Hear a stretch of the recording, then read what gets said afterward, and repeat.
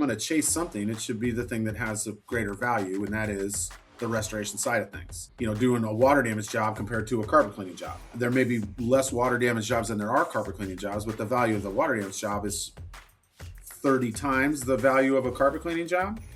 So focusing my efforts kind of on the sales end of things, I think it impacted us, positively and in a big way. You can either do the work or you can manage the people doing the work. You got one of two choices. Building leaders is probably harder, especially with AI these days. I mean, I just built KPIs for the entire staff and then an overview of what all that would look like if everybody hits their numbers with some pretty specific information.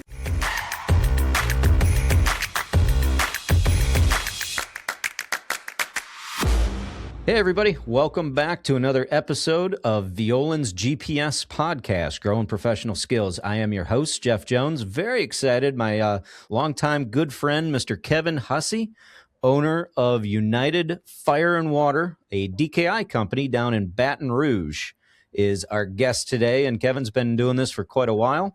And I asked him to come on and tell us what has made him into the giant success that he is today. And the off chance that he's ever made a mistake while running this company, hopefully we'll get him to open up about that as well. But very excited. Thank you, Kevin, for joining us today. It's my pleasure to be here, Jeff. Thank you for having me. And hopefully we've dropped some insight on this industry for a few people out there today, hopefully. I'm hoping. I think I met you, I'm going to say probably 6-8 years ago when you came down to Captiva Island, Florida for a planning retreat, because I think Tom Blackler up at Absolute in Wisconsin kind of twisted your arm and brought you down there, and we've become good friends over the years, and so I really appreciate it and enjoy seeing you at all the different industry events. I know you do quite a few of them and do a great job with the networking side. Yeah, I mean, those events are as much fun as they are work, maybe more fun than work. You get to run into all these people that you wouldn't otherwise normally see. They're from all over the country, and it's just a good opportunity to bounce ideas off of people and have a little fun at the same time. So I think so. It gives you a great opportunity to see what's working for other people. Absolutely. As well, and some energy. Kind of kick your own butt to get back into it in your own company. So let's do that. Let's go back to the beginning. I know that you worked actually at the resort that we used to host our planning retreat at in Captiva. Mm-hmm. And I believe were you a ski instructor at one point? Is that right? Yeah, I skied a lot. I was in the ski industry for 17 years. 17 years. So you went from the mountains to the beaches of Florida, and now the disaster restoration industry in Baton Rouge. So what originally drew you into the restoration industry? So I was living in Colorado. I was probably 10 years into kind of my ski career. That's what you want to call it. And I had some friends in Summit County, which is where I was living, which is at Frisco, Breckenridge, Copper Mountain, Keystone. And they had opened a carpet cleaning company called A Kinder Carpet. And that's Kevin Boylan and his then partner, Dan Wallace, and his now partner, Dan's brother, Tom. Tom was over in Vail running a Kinder Carpet, and Dan and Kevin were running a Kinder Carpet in Summit County. And I decided, I wanted to do something. And I was 29 when I moved over to the Aspen Valley, and I opened a Kinder Carpet, just a sister. It's the same name of the company. We weren't really affiliated, but I opened that company about a month before I turned 30. And we focused heavily on property management companies. So the first year we were open was 11 months. It was February 8th, 1999. Till the end of the year, we did about $85,000 in total sales. The next year we doubled to 170. The next year we doubled to like 350. And I ended up buying Tom's business over in Vail. He wanted to go and do something different. So my brother was still running that A Kinder Carpet location until about, it's been a year, maybe 2 years in March. And there's my old general manager bought the location in Vail, and then Kevin Boylan is still running the location that's in Summit County. Yeah. I think I've met Kevin before. Yeah, you have. Yep. Yeah. We realized pretty quickly that the tool that we had on that carpet cleaning van was great at extracting water. So, we bought a dehumidifier, a couple air movers, and then we had another revenue stream, and we've grown tremendously since then. So when you got on to being United Fire and Water, what was that drive there? What problem were you trying to solve? What itch were you trying to scratch with that? Um, so United Fire and Water kind of came about from us doing some cat work. Like I went to Austin, Texas with Kevin Boylan sometime in 2001, 2000. No, it was earlier than that. No, that's probably about right. 2001, 2002, they had the big rain. We went to Florida in '04 for Francine, Ivan. There was one other, I don't remember the name of it. United Fire and Water kind of came as a result of that. A kinder carpet's not going to really convey to people in Florida that, hey, we do restoration work, you know? And at home, this is when I was still in Vale. We didn't really, we didn't use United Fire and Water. It wasn't known. Our services were not known as United Fire and Water. It was just a kinder carpet. And we were known for doing some water damage work, at least within the property management company. And our clients, we would leave magnets behind on their fridge that says, if you got water damage, call the kinder carpet. So, the itch that we were trying to get to, I guess, was that we just saw the opportunity for additional revenue outside of floor cleaning and upholstery cleaning. And we already had some of the tools to do that work. And I guess we just wanted to expand our service offerings and therefore kind of our revenue base as well. So go back to that version of you when you had this company and you're moving now into, we're doing the cleaning, the upholstery and all of that. Now we're moving into restoration. We're starting to chase some of these storms, which I think we can all agree is a young man's game right there. Mm-hmm. What did that version of you, what did success look like back then? Having a handful of employees. When I was in Vale, I had 3 vans and I had one very steady employee with me the entire time. He's the one who bought me out, actually. And a couple of other guys that were kind of on and off. And I think my idea of success then would be happy employees, making sure my guys are taken care of. You take care of your employees take care of your clients, right? So that was part of it. Maintaining a great reputation in the community. Is a small town. Vale, Colorado is, maybe 40,000 people in the Vale or in the valley. You can't afford to step out of line there. And then obviously, the revenue needed to be there in order to support the operation, which was pretty small. We had 3 vans. I had a small warehouse with a little, like a loft space that had office.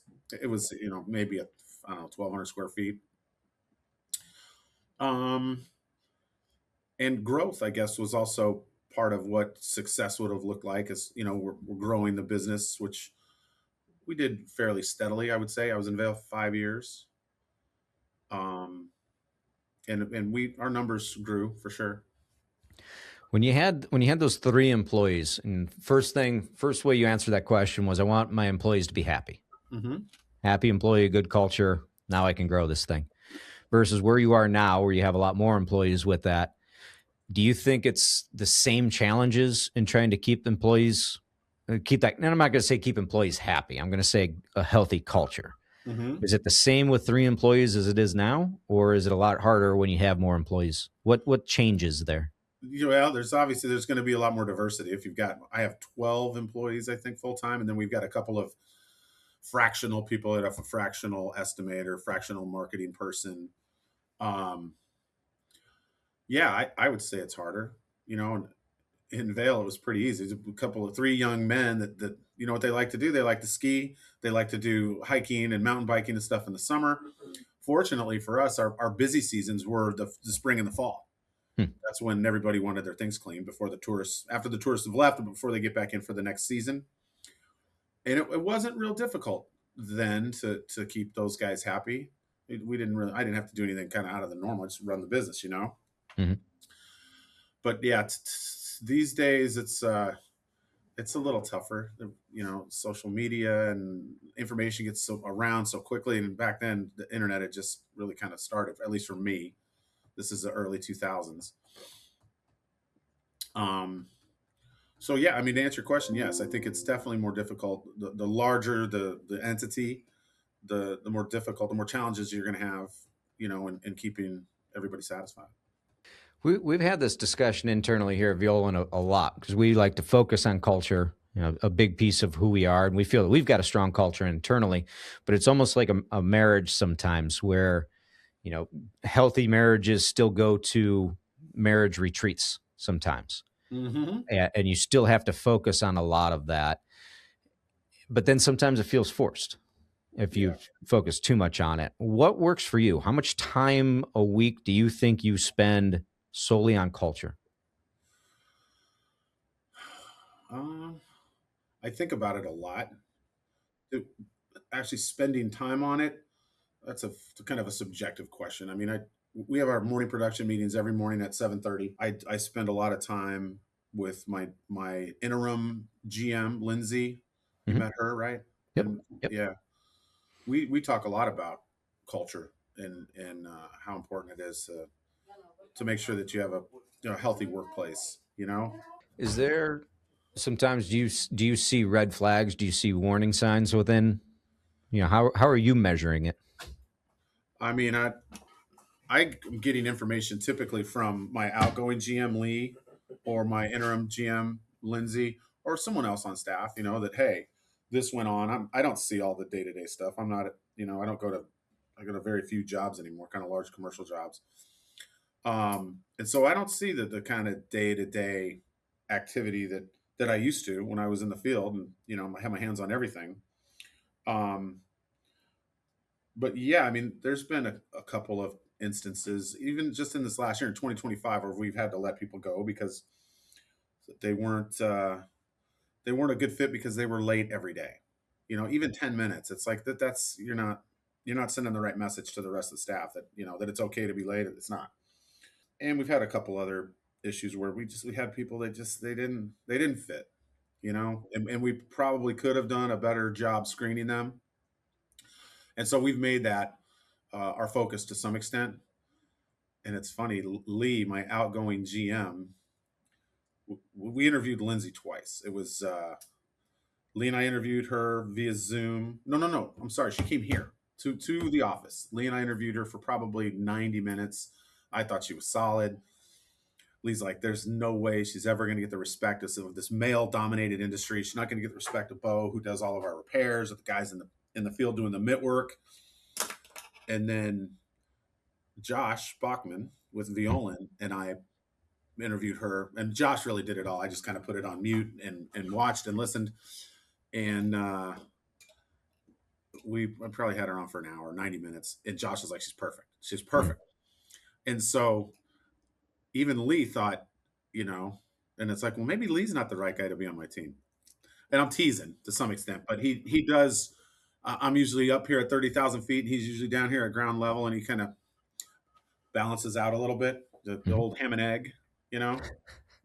W- w- So yeah. Let's go down that. Let's take a little U-turn here or detour right here, and let's go down that for a second because that's a really unique situation. And I don't think I ever met Lee face to face. I might have. I'm not sure. I met Lindsay, but I know of Lee, and they both have obviously they both have a lot of strengths, but they're very different people. Mm-hmm. And so when you take somebody like Lee, who's been in the industry for a long time, has been part of the company, was well known and really knew the business inside and out, and now we're switching to somebody who's just made completely different than Lee is. You have a younger, she's female, she's newer to the industry or Mm-hmm. newer to your company. What did that do as far as the onboarding? What was that like with the staff to have such a dynamic switch in management there? Well, I mean, it didn't. Still hasn't switched. Lee is still here. He's probably going to be here through maybe the end of the first quarter. Um, and their management styles are vastly different. I mean, Lee kind of manages like I do by my gut, and Lindsay, we brought her in specifically to manage the company based on data, Okay. and that's where we need to get to. We've grown so much that we really can't manage every single person, but we can manage their numbers and hold them accountable to hit their numbers. So she was really widely accepted very quickly, which is great. And I was laughing. I mean, Lee's in there talking to her every morning. I'm like, I thought you said she wasn't going to be a good hire. What are you doing, Lee? I just And twisting the Bo, knife a little. yeah, a little bit, And now Love it. he realizes that his gut was wrong, and that's okay. My gut's wrong sometimes too. But she got the respect of our mostly male staff. We only have two females, one in sales and one's in admin, and the three of them are like sisters now. And it's only been, I think we hired her in August, July or August. So it's been a good positive experience. There's nothing negative that I could say about it at all. So go back onto our original where we were in the business. We're still early on in the life cycle of United Fire and Water. As you're looking back to that, what was a decision that you made early on in the business when you got into the restoration side that really had an outsized impact in the growth of the company? That's a good question. Uh, not doing carpet cleaning anymore probably was when I got to Louisiana. That was an option. I had a van with a truck mount, just a single van at the time, but the market here was, there's guys chucking a trucks, cleaning carpets for 8 cents a square foot. And in Vail, we were getting 25, 30 cents a square foot.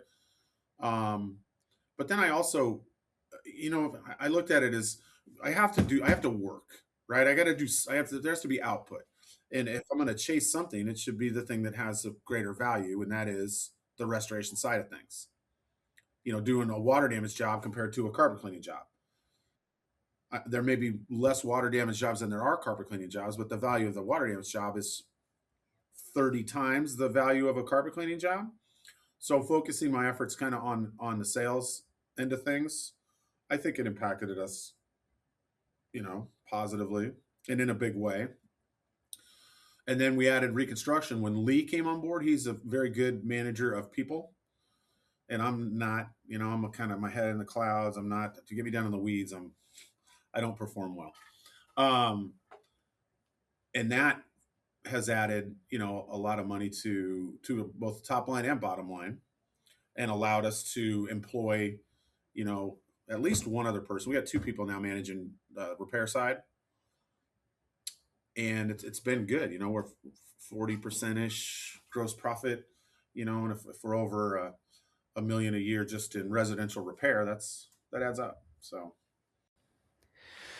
I know one of the things that we do every year, and it's hard. It's harder than it sounds. Is our management team will get together in a room and we'll talk through what are the services or the activities that we're providing or doing that don't actually provide real value or generate true income. And those are heated discussions sometimes, because some of that stuff you've put a lot of time into, you've put a lot of money into, you might enjoy doing it, yeah, but you enjoy it, but you ain't making any money. And then you have to go, okay, do we want to keep doing this? mm-hmm. And do we want to keep throwing good money after bad, knowing that the sole reason we're doing it is ego? We made a decision and that was the right decision, and we're going to, die on that hill, versus just admitting that it's no longer the direction the company needs to go on. So is that something that you guys still you did at that point? You looked at carpet cleaning is not the future of this company. Mm-hmm. Do you ever still sit down and try and figure out what are we doing that's not working, and then have those heated debates? Oh yeah. And it's been on a number of occasions something that we'd implemented or we're discussing implementing, and it's like, well, let's stay focused on what our core service is, and that's water damage, essentially water and fire. We do way more water than we do fire, and that's what we're really good at. At one point we opened a plumbing company. And it was a mechanical company. We had a guy that did HVAC and we had a plumber, and HVAC kind of went by the wayside pretty quickly. And then our plumber was with us maybe close to 2 years, but he didn't want to scale, and the plumbing company was self-sufficient. It was making a little money, but it wasn't feeding us the water damage like we wanted it to. We needed 3 or 4 vans really to be able to feed a water damage company. So yeah, we ended up selling off to David Violand, he's still local, still owns Cajun Maintenance, which is the company that we founded, and he still sends us work occasionally. Nice. Yeah, Nice. But we knew that it was a distraction. Our sales gal, 100% of her effort went all of a sudden to plumbing. Mhm. um, Lee, a lot of his time went to now invoicing, booking jobs. Water damage is vastly different than plumbing. Water damage, we might do 3, 4, 5 jobs a week. We're doing 5 jobs a day with plumbing. So it consumed a lot more in the way of human resources, and it just wasn't that profitable, and it wasn't feeding us enough water damage work to really justify keeping it. And when we sold,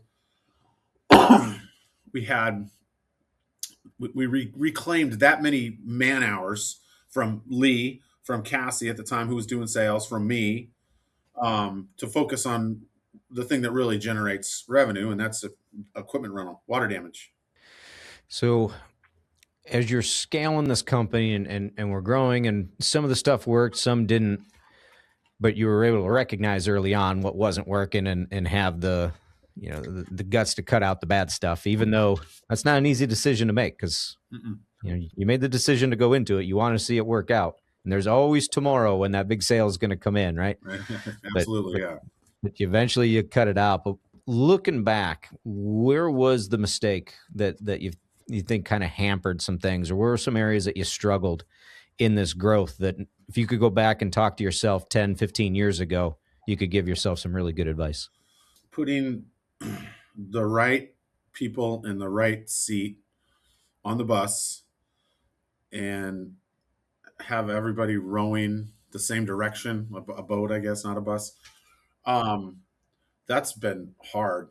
I would get my hopes up, and I would say, this is going to be the guy that's going to do it, and it's like, no, I went through that so many times. And I really feel like right now I've got the strongest team that I've ever had, with the strongest people, that everybody's everybody's an A player right now, and that's critical, but not easy. Very difficult thing to do, but I guess 26 years in it, I guess I put my time in. I finally got some really good people. What were the changes that you made in the recruiting and hiring side of it that allowed you to attract better talent? Um, I don't. That's a good question. It's and it's this is does not gonna come. It's not gonna come off as like normal behavior, but like Lindsay, I looked at one resume. We put the job up on ZipRecruiter. I looked at her resume. I interviewed one person. That was her, and I hired her. And she's A plus player. She owns her position. She acts like an owner. In her day to day dealings with the employees and clients, and so I guess I just got lucky. But then my latest hire, Hank Hughes, was our number one referring plumber. He worked right down the street here at Southern Air. Southern Air got bought up by private equity, and their culture just really tanked big time. And he had it. He was looking for something, and he comes in here one day to pick up a referral fee, and he starts telling me the story about Southern Air and how it's they're not. He wants a change, and I'm like, oh, come in my office, Hank. And, and by the time we were done talking, I had crafted an offer for him, and he started the next morning. I Wow. was talking to him on a Thursday. He calls me Friday morning. Hey, what time's that meeting? I was 7:30, Hank. He's like, I'm going to be there, and I'm like, wow, this is great. And he's taken the ball and run with it. He was in my office an hour ago, and he's telling me how he's looking at on ChatGPT to. We've got a open position right now. We have a mitigation manager. We're gonna. I'm not even advertising for it yet, but we've got a great estimator who owned Paul Davis franchises before, and he helps with that. And then I offer my input. And then we got another kind of senior guy that was with ServPro for 23 years, so he's got a ton of experience. Not all of it is. I don't think he has too many bad habits, or maybe really any. He's really kind of adopted to what we're doing. Anyway, Hank. So get back to my point here, has taken it upon himself to try to figure out how can we improve this business. And that's above and beyond for him. He doesn't own this company. He doesn't have no requirement for him to do any of that, but he's kind of taken it to the next level, and he's only been here 2 months, 10 weeks, maybe. Is that intentional on your part? Part of your leadership style is to empower Oh, the absolutely. employees. Absolutely. So how do you, because you can't give them shares of stock in the company, at We're least hopefully working, you're not doing that. we're working on that, actually. Have you We're heard of working on that. it? You You know go what in an that direction? ESOP is? I do. Absolutely. Yes. I actually made that announcement this morning in our morning Well, meeting that congratulations. Okay. 2026 will be our kind of trial year. And if Okay. everybody can hit their KPIs, we're going to get to a certain revenue level, and Mm-hmm. there will be a big pool for profit sharing. And if we do that in 2026, then we start talking about an ESOP, which is an employee stock option plan or program. Mm-hmm. I know you know that, but Mm-hmm. that would start in 2027, and I Okay. would 40% of the company on the table to start. Wow. Okay. So that to you is kind of the culture, the company moving forward is that, hey, we're all in certain ways and in different ways, we're all owners, Mm-hmm. not just of the company, but of our own actions, our own responsibilities, and our own results. Yes, absolutely. And I probably, some people will probably say you're letting go of that too soon. You need to spend some more time with that person or get them some more training. And a lot of times I'll just, if I feel like somebody on my team is ready to take something on, I'll give it to them. And if they make a mistake, they make a mistake. Let's go back and let's learn from it and do it better the next time. And I would rather manage like that than, like, if I had to micromanage people, I wouldn't do well. I already told you I'm not the best manager of people or holding people accountable. And that's a big part of why Lindsay is being brought in, is because Lee's on his way out, and I'm not the person who should be doing that. I don't want to be the person doing that. So at some point, I don't know, in the last 3 or 4 years, I just made a decision that I'm going to hire myself out of all positions. And it kind of it worked for a little while. It's like, well, I'm wandering around the office wondering what I'm supposed to be doing. Huh. I like that. I'm going to hire myself out of my job. That's fantastic. Yeah. Well, at least the stuff that I don't like doing or that I'm not good at. Like, I don't want to do route sales every day. I don't want to go drive to 10 State Farm agencies every day and do that. Mhm. I don't want to micromanage people. I want to Mhm. see at the end of the day what was done and was it done right. But I kind of try to stay away from. I try to gravitate more towards bigger picture stuff. Yeah, strategy, working on the business. Yeah. Hey, everybody. Thanks for listening. Project managers often face unexpected complications, scope changes, adversarial adjusters, budget constraints, tight deadlines, legal issues, and the list goes on. Sound familiar? Most are stretched thin while spending too much time reacting to chaos. Violand's Restoration Project Management Program can help you address these challenges through proven SOPs and industry best practices. It's the most comprehensive educational program in restoration. April 13th through the 18th, 2026, in Cleveland, Ohio. Get the systems you need to increase profit, performance, and service on every job. So, what do you find is a bigger challenge then? Is it building the systems that allow that company to grow, or is it building leaders within the company?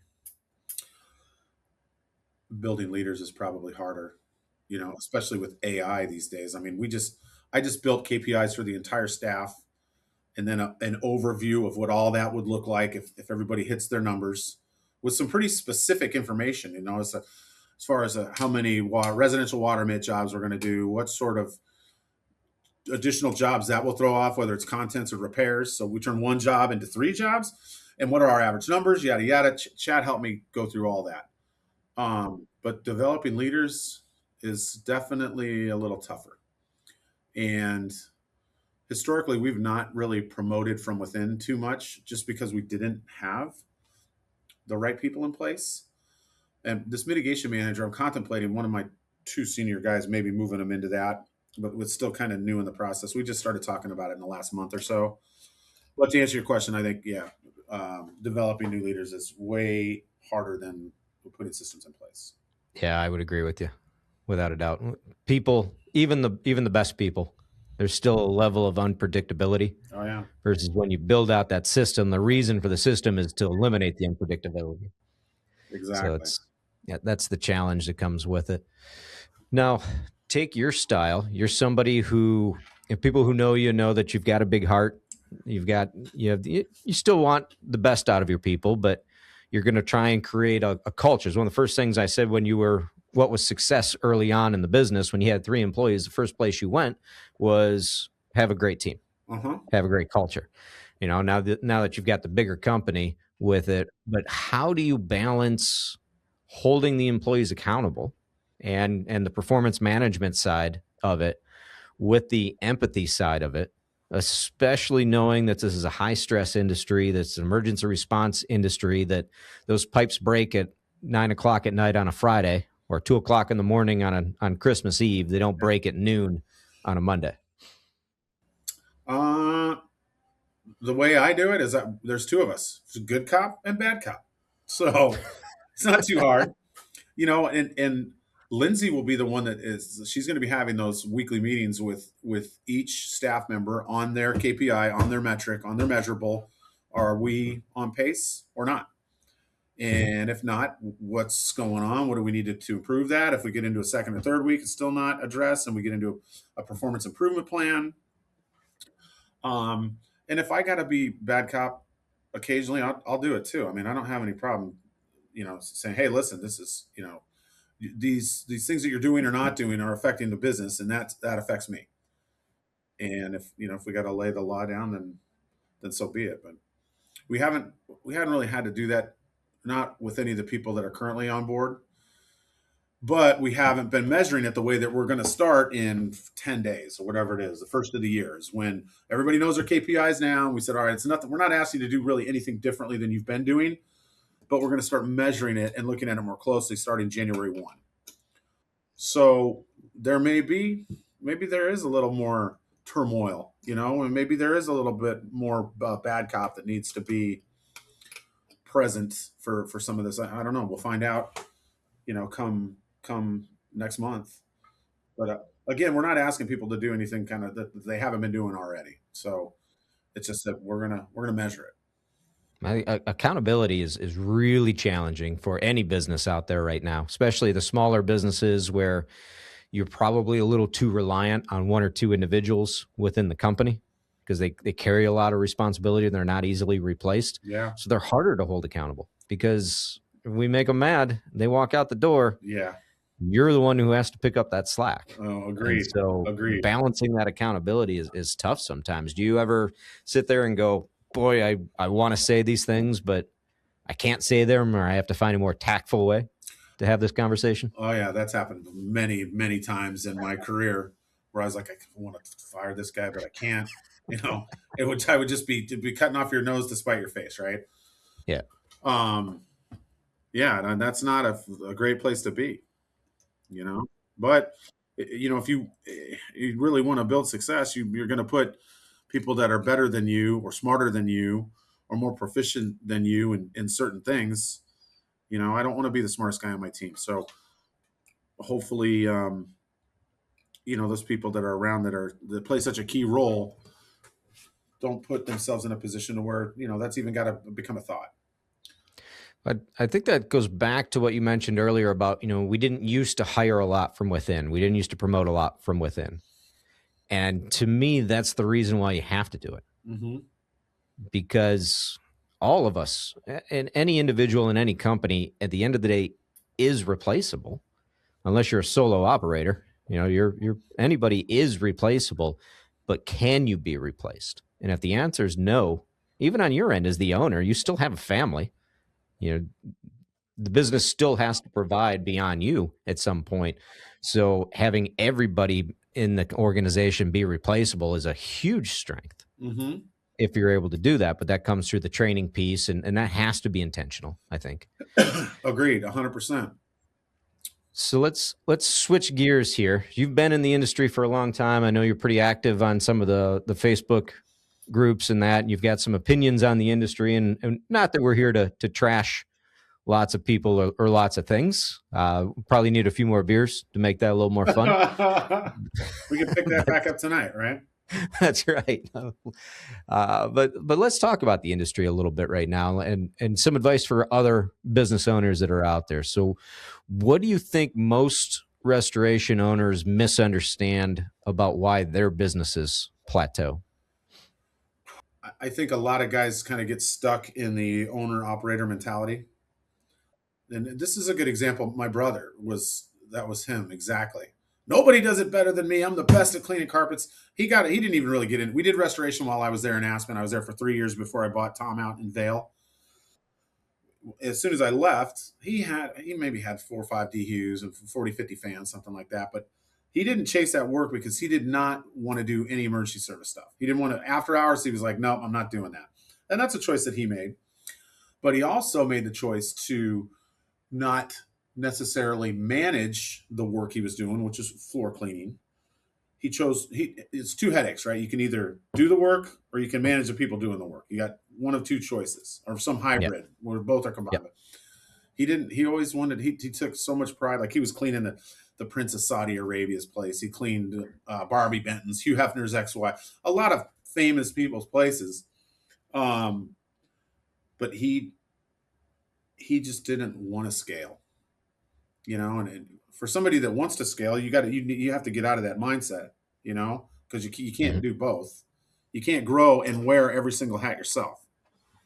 And I guess that kind of goes back to that Friday night when I was sitting at home having my steak, and the phone rings at 7 o'clock. And at the time, I had gone from like 5 people. I caught some people. There was some theft. I fired everybody, and it was me solo for a year. This is 2012. Um, and the phone rang that night. And I was like, I got to go do it. It's my job.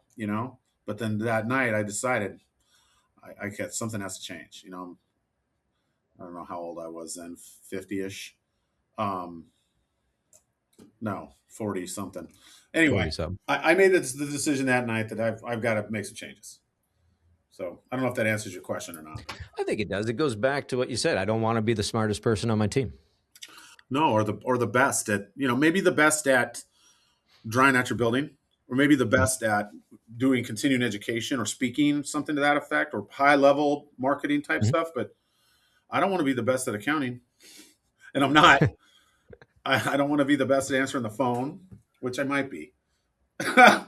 um, We're working on that. yeah, right.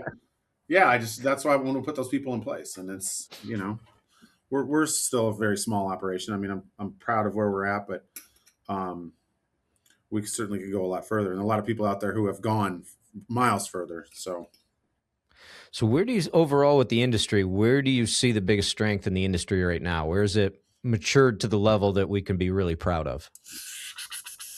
that's a loaded question right there. There are so many things that I think that we could be doing better Oh, we'll get there. in the I industry. want to start on a positive, and then we'll flip it. Okay, the industry. We got a fire standard now, which, from what I hear, is maybe not the most accurate document. Um, I think private equity coming in, there's going to be some positives that come out of that. I think some of these companies that they're going to they're going to fail. Maybe that's not a positive note, but the ones that maybe shouldn't be in business, the ones that aren't run well, um, I definitely think that technology, with all the new stuff that's come out, we're using AI for rebuttal letters to adjusters. We're using AI for to review estimates. We've been on DocuSketch since 2018, 2019, something like that. That's not really new. Um, but I think there's a lot of positive things there. Um, does that answer your question? Yeah. So I know you want to get there. So flip the coin. Where's the industry need some help? Where's it lagging behind right now? Well, we're required in Louisiana to have a license to do any mold remediation, and that keeps Chuck in a truck from walking into Mrs. Smith's house and doing mold remediation without any experience or very little experience. So while I'm not a fan of big government or overregulation, I think that if our industry was regulated like plumbers are, like electricians are, that we would not face the kind of pushback that we see from carriers. Essentially, that's what I think. I mean, who knows if we actually became an industry that required licensing, um, would the carriers take us more seriously or not? I don't know. But the plumbers seem to get their bills paid in full when they're done.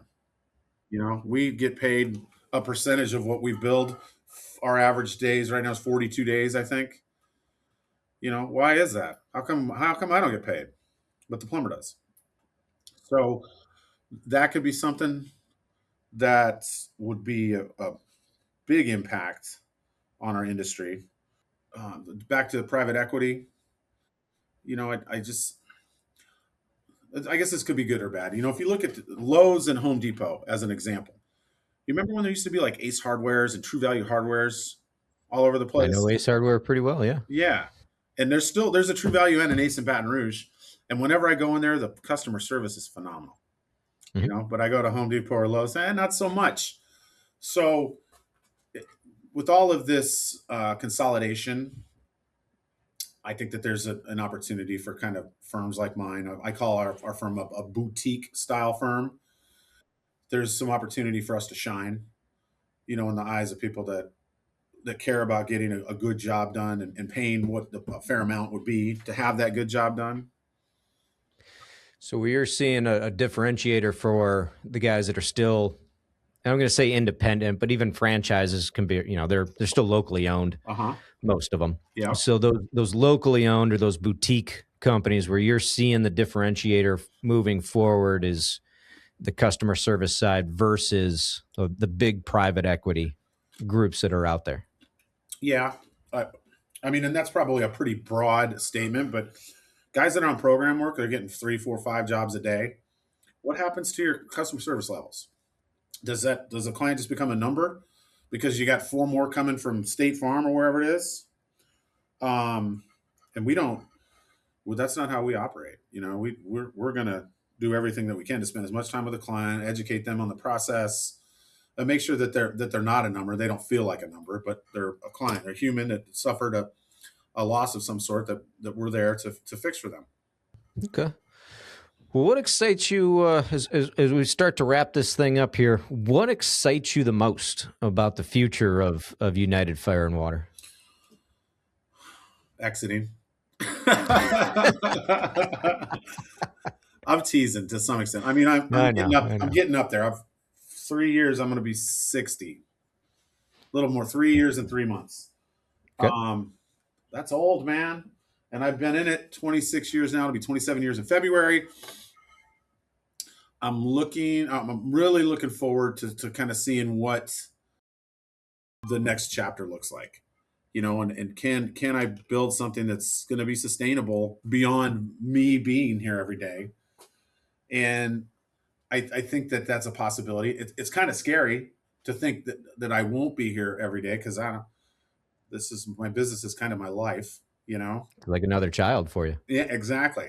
And I got one other project that I've started recently that I'll delve into when I've got some more free time. And maybe I'll start playing a little more golf. Maybe I've never been big into fishing, but um, I'm excited to see where we can take United Fire and Water. And I think specifically in the next year or two, we really have changed the management structure. And I'm not talking about well, I am talking about the people, but I'm also talking about the way we're just managing the business. And this whole, I mentioned it earlier, we're going to look at way more data and manage the business that way. I'm really excited to see, if it's going to work. Because in theory, in my head, it works. I talked to ChatGPT about it. Chat says, oh yeah, that's going to work. That's where I got half the information from.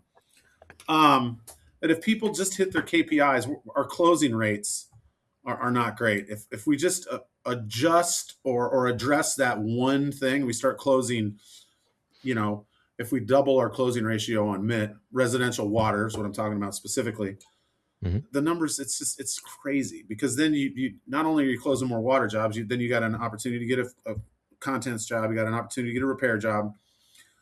And the numbers, we're going to do little shy of 5 million this year. And next year, my goal is 7.4. So 50% increase, which is big. If we get to 6, I'll be happy. As long as we are hitting 20% margins and higher EBITDA, then I've got something that is saleable, whether it's to my staff or somebody else who may be interested in looking at an acquisition.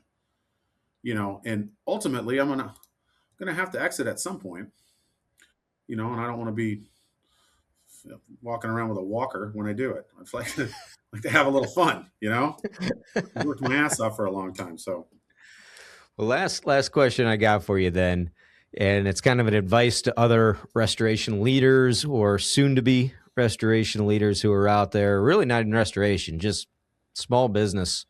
But what is one habit you see consistently in the best leaders in our industry? They are continuously learning is probably one of the biggest things, especially with the how fast information moves now. It's insane, and if you fall behind on that, you're going to get left behind, and I remember we've been picking on Lee a little bit today, but I remember when I said, we're going to get the stocky sketch, he's like, well, why don't we just take more pictures? And I'm like, you don't get it, do you? You don't understand.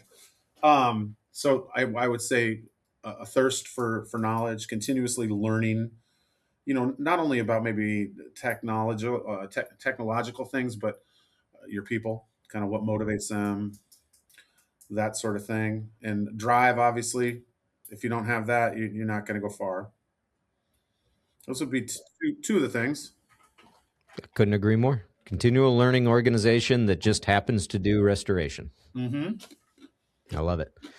Well, Kevin, thank you very much for your time. I appreciate everybody out in the audience for sticking with us during this conversation. If you want an opportunity to meet with Kevin, I'm sure you'll be at the RIA event this year, and I know that you'll go to several other conferences, DKI conferences. So I know you well enough to know they can reach out to you on LinkedIn or other ways, and you're always willing to share your advice and insight, and I appreciate that very much. So I'll give you the last word to say to the audience. Well, thanks for having me, Jeff. I appreciate the opportunity, and you're absolutely right. I talk to a lot of contractors. I learn a lot that way, and I'm more than willing to kind of share things that have worked for us, things that haven't worked for us. You can find me on Facebook or LinkedIn, and it's Kevin Hussey, Hussey. And as far as the RIA goes, I got a big time conflict going right now. I've already got my tickets to Bitcoin 2026, and it's the exact same days as the RIA. So, as you know, I'm a big crypto guy. Lindsay, I'm definitely sending Lindsay, Jennifer, and Hank. If they'll all go. Jennifer and Lindsay have both already committed. Hank has not. But I just got to decide whether I really want to go to RIA, because I'd love, those conferences that we do, and seeing all the people that I've met in the industry over the years. And I've never been to Savannah either. So it would be fun, but I've got a difficult decision to make, and I'll know in the next month or so. Well, if anybody wants to reach out to Kevin about the proper way to cook a steak, he is the man when it comes to that. So you're not wrong. Thanks, everybody. We appreciate it. Please like, subscribe, and do all the other fun stuff that you do with podcasts. Tell all your friends, and we'll see you next week. Thanks, everyone.